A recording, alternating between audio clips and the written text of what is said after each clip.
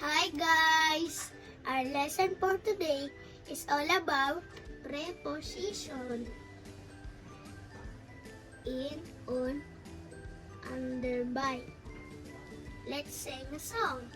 In, on, under, by. In, on, under, by. In, on, under, by. In, on, under, by. In. Ginagamit po natin ang in kapag nasa loob ng isang bagay ng isang pambagay. The ball is in the box. On.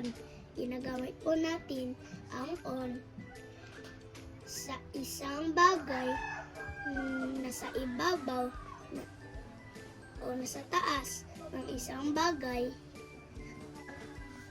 The ball is on the box. Under.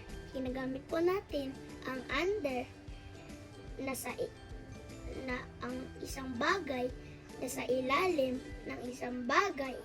The ball is under the box.